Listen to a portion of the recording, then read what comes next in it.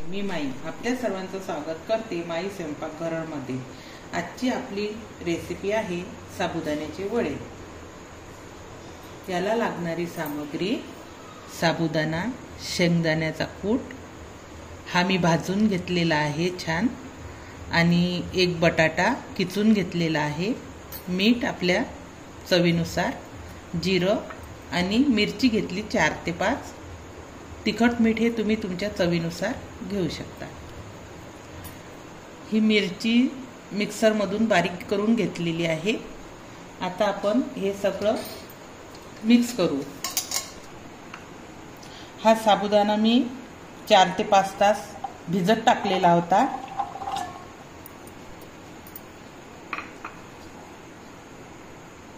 छान असा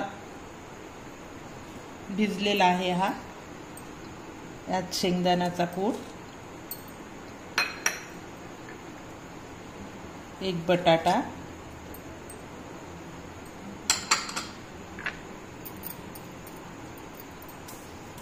मीठ, तिखट, मिरची आहे ही हिरवी, जिरं,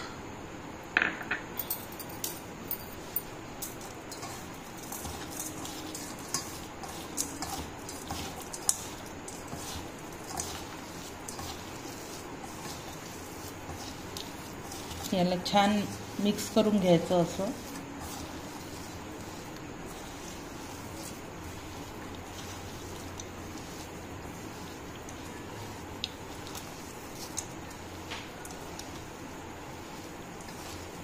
दाण्याचा कूट हा खूप बारीक असा नाही पाहिजे,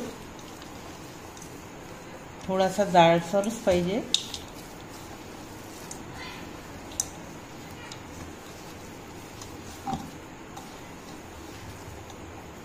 आपला छान गोळा बनवून झालेला आहे असा। आता याचे आपल्याला वडे बनवायचे आहे। असं हाताला थोडं पाणी घ्यायचं असं,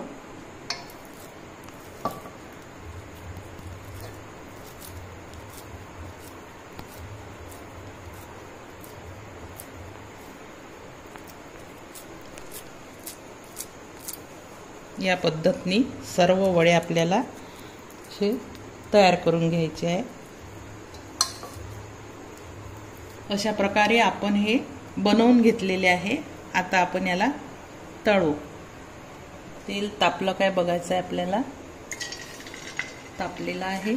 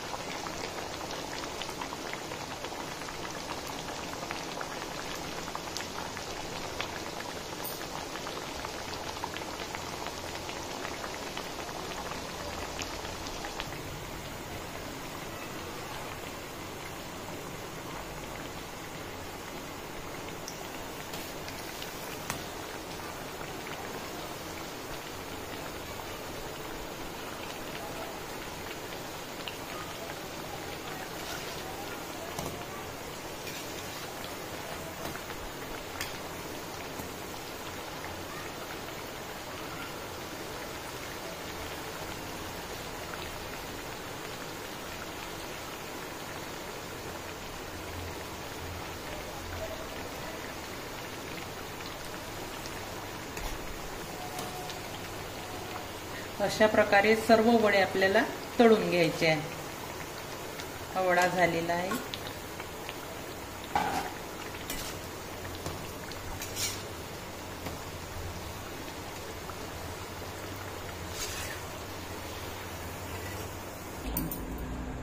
हे आपल्याला एकदा तळून घ्यायचे आहे, परत तळायचे आहेत मंद आचेवर।